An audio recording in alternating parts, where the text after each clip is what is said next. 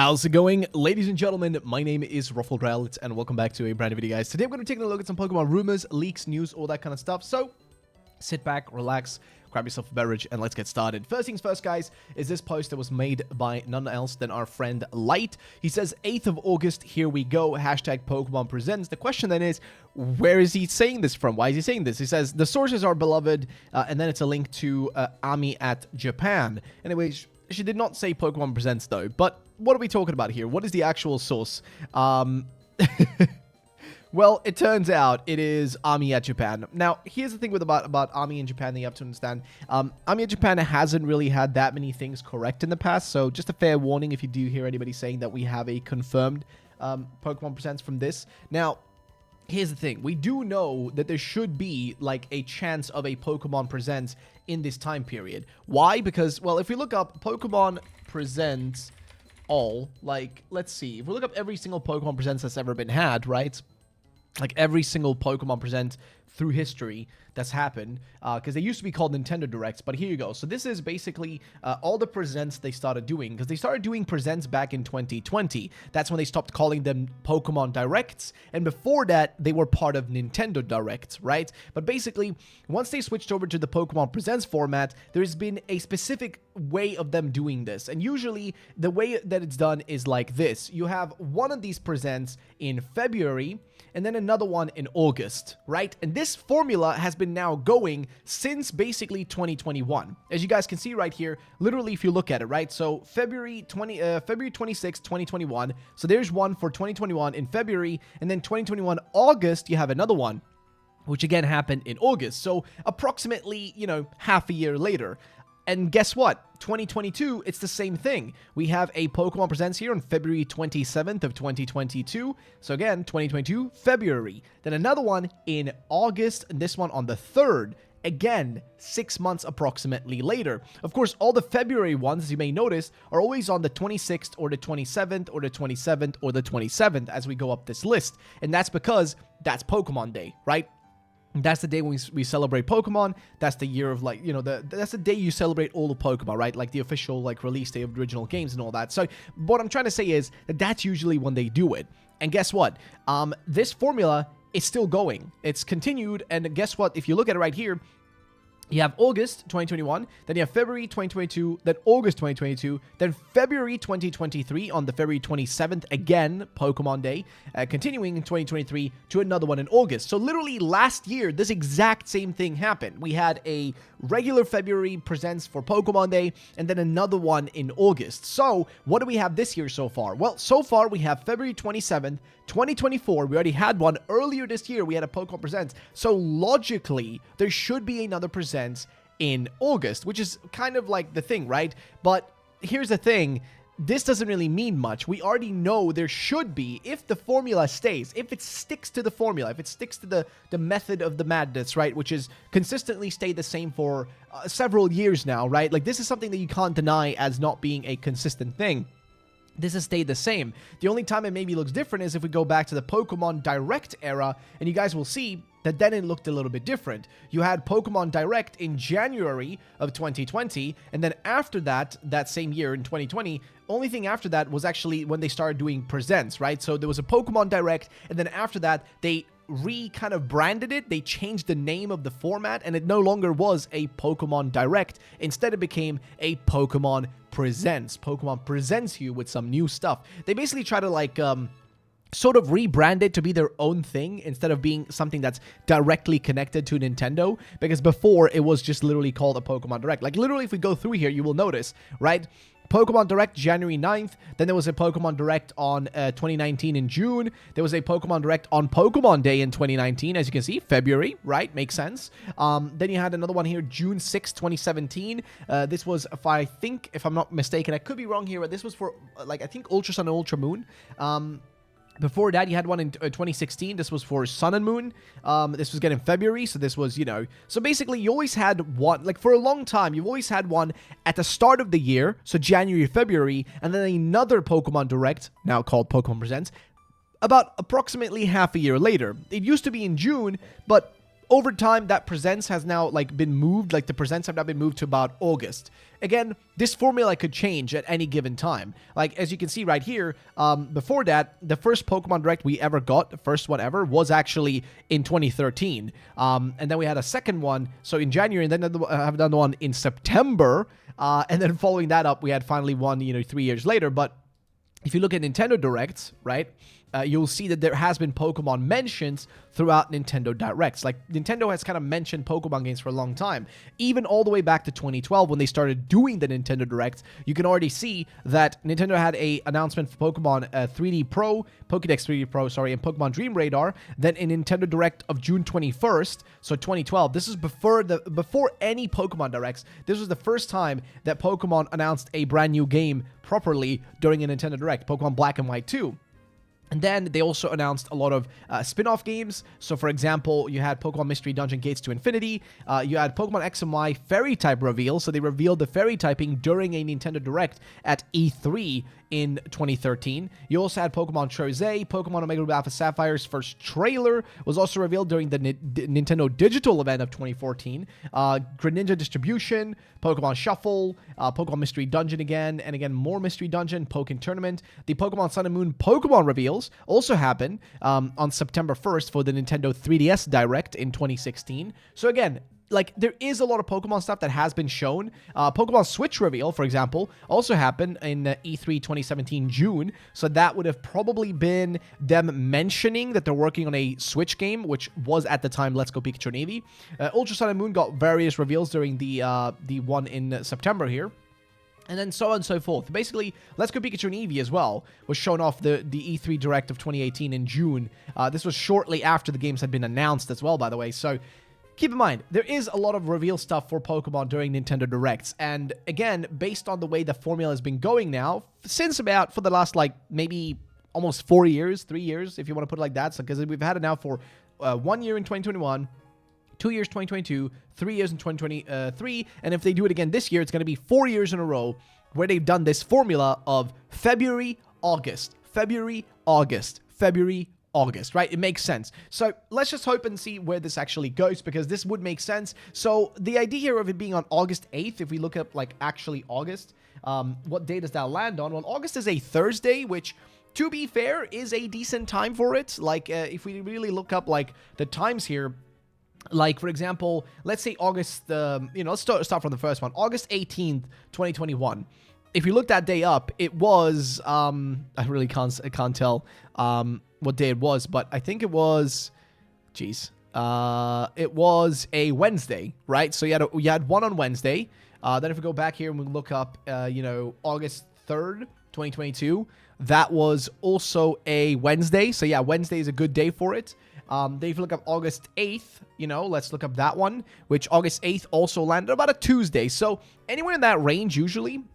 Same thing goes for, like, the other ones. Like, even when they did, like, the previous one, like, of course, the February ones are going to be different because that's specifically for Pokemon Day. Like, if you look up February, like, 27, 2022, you'll notice it landed on a Sunday, of all things, which means that they will still do it sometimes, even if it's not, like, on a regular work day. Sometimes they will just do it anyways. Point being, we should be seeing a Pokemon Direct relatively soon. But that pretty much summarizes that part of this video. So, yeah, I just want to hear you guys' thoughts and opinions and see what you all think about this.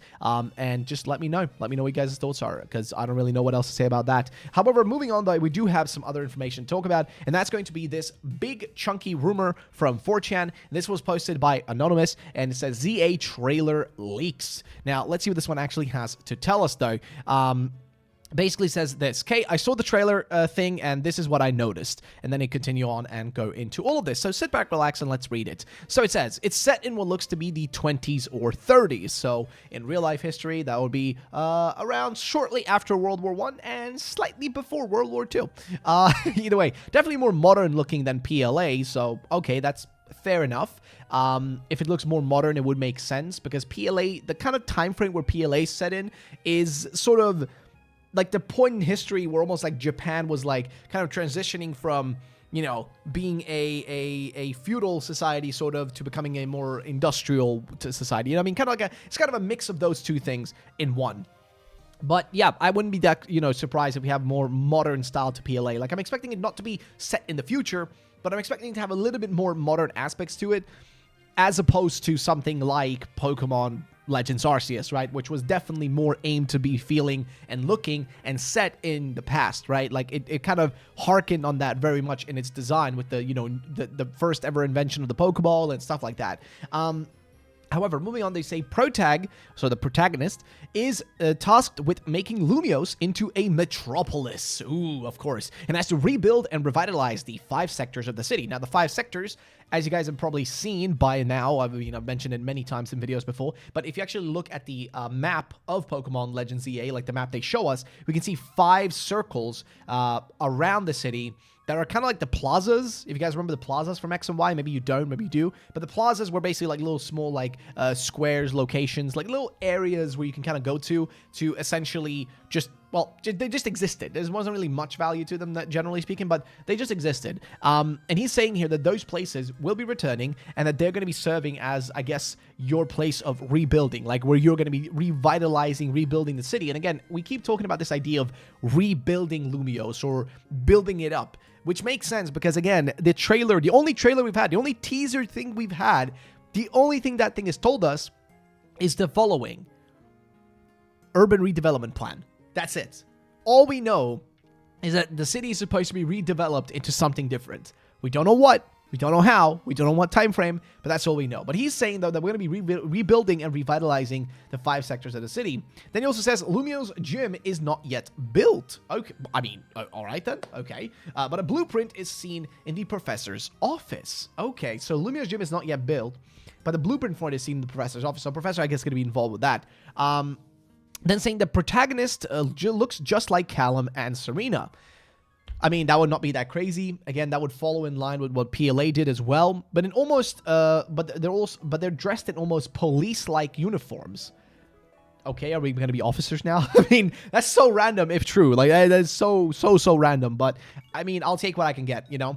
Customization is back because in other parts of the trailer, you can see both genders wearing all sorts of different clothes. All look like they're from the 20s/Victorian era, though. Okay, so customization being back, that's a good thing, right? That's definitely good. And seeing, like, the character, like both sides having different options for clothes is good, because that's one of the things that sucked about X and Y. If you played as Callum, you had no clothing options. If you played as Serena, you were set. Okay, you had a lot of things to actually change your character into. If you played as Callum, you only had the most bare minimum of actual outfits to wear in different like clothing. So I would be very happy, and I think it's something that they're definitely gonna do, because even like, more like, I guess the only game that kind of ruins the thought of that is Scarlet and Violet, because Scarlet and Violet didn't have that many clothing options realistically. I do hope though that they decide to go a little bit more crazy with it here again, like they kind of did for, I would say, Sword and Shield. That actually had a lot of clothing options. Even Sun and Moon had a lot of clothing options, I would say,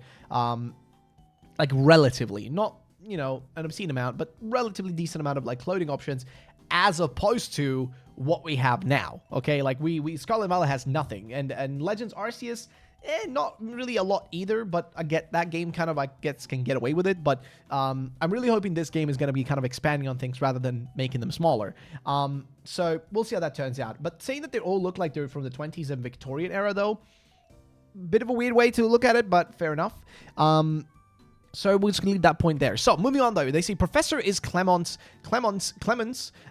ancestor and is named Citron, or like Citron, which I guess in this case would just be lemon. Lemon, you get it. Either way, his mission is to build Lumiose into a paradise for people and Pokemon alike. Again, we've heard this from a few other rumors, suggesting that this will be the case for the story. Nothing too crazy, nothing too out of the ordinary. Seems pretty bog standard for this kind of post. Again, nothing here surprises me. But yes, that would not be that crazy. I would see that making sense, and having an ancestor of Clement makes sense in this game.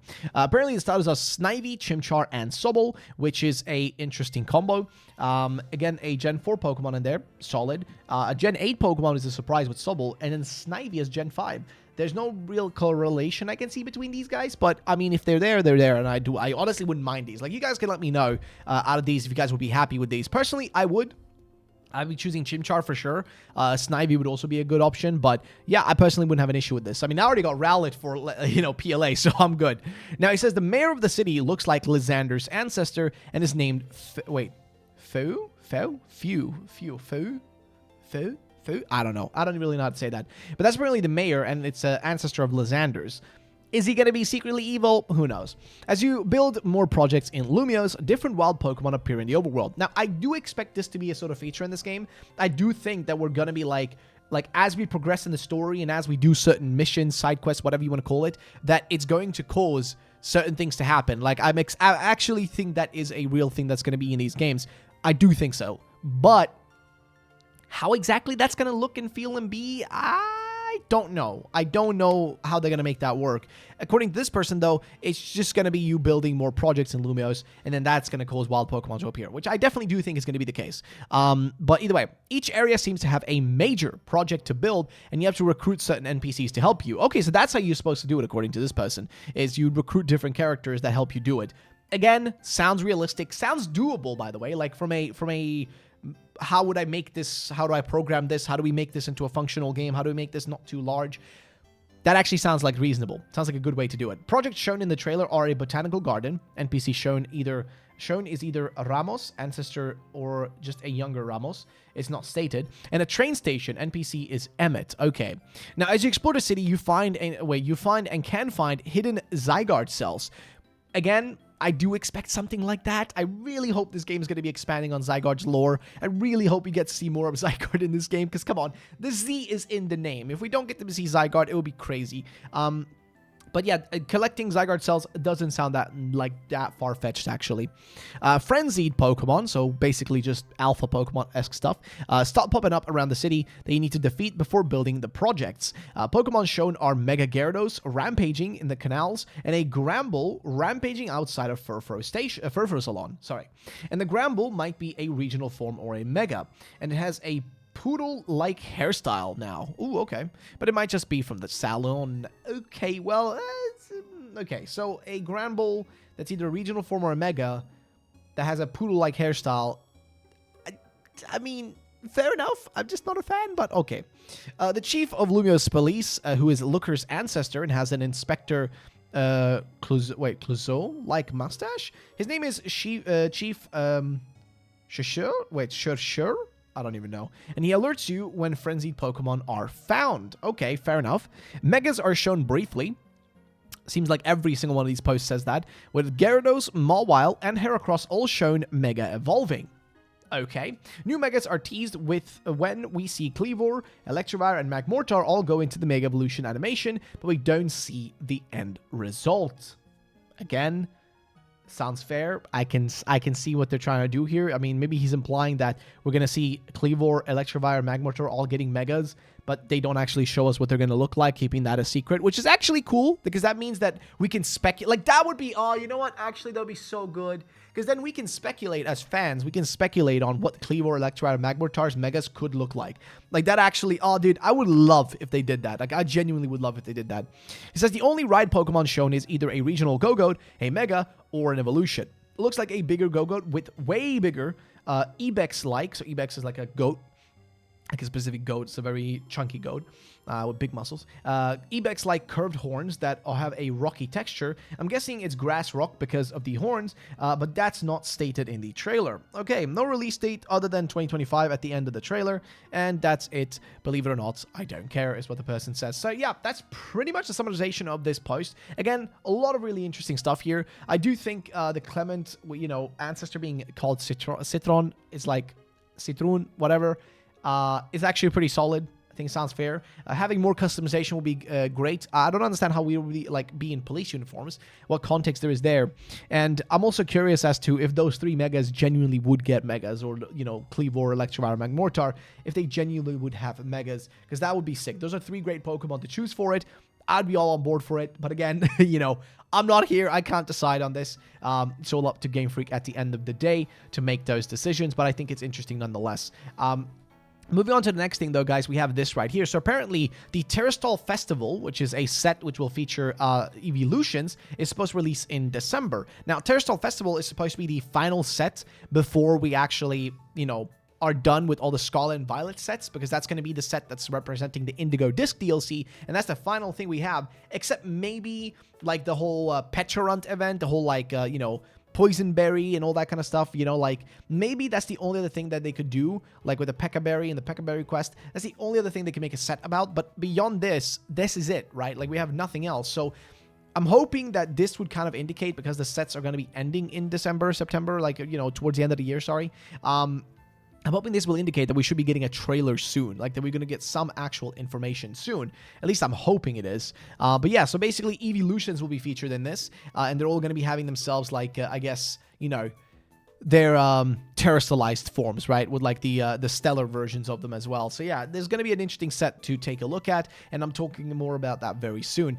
Also, speaking of that kind of stuff, we have some Terra Raid events that are still taking place. Definitely still do this, guys, on the 5th of July. So starting tomorrow, you guys will have basically until the end of Sunday to go and get yourself your hands on Mighty Sceptile number 2. It's going to be in 7-star black Terra Raid crystals, and you'll find Sceptile with the Dragon Terra type. This is the last chance to get this one before it is gone and not available anymore. So please do get your hands, you know, on one of these while you still can, because they're going to be gone soon, and then you're not going to have a chance anymore. So that pretty much summarizes this set of rumors. What do you guys think? Will we get the Pokemon Presents on the 8th? Will it be on the 7th? Let me know. I don't really know if Amiya Japan can really be trusted with this kind of stuff, because again, I don't really know. I mean, you can even see, you know, Tommy saying 7:30. Game Freak is planning to get through the first half of the fiscal year with Pandland collaboration events, which I don't know how that's going to work, but we'll see, because Pandland is, again, like this weird little game. For you guys who do not know, it is actually a weird little game that's being worked on. You guys can see right here, Pandland. It's like, it's some weird game that they've made together that like I guess Game Freak, as well as like, not Poundland, jeez, Pandland, here we go.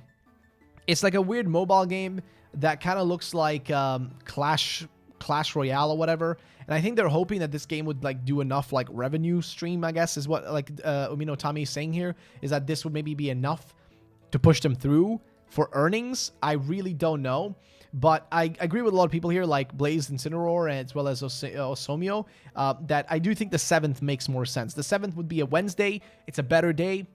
It's the day they've done it several times before, so it would make more sense to do it around then. But yeah, ladies and gentlemen, that's going to pretty much summarize that. I want to thank you guys all for watching the video. If you did enjoy, drop a like down below, make sure to subscribe, and I'll see you guys in the next one. Peace out, and bye-bye, ladies and gentlemen. Have a great day.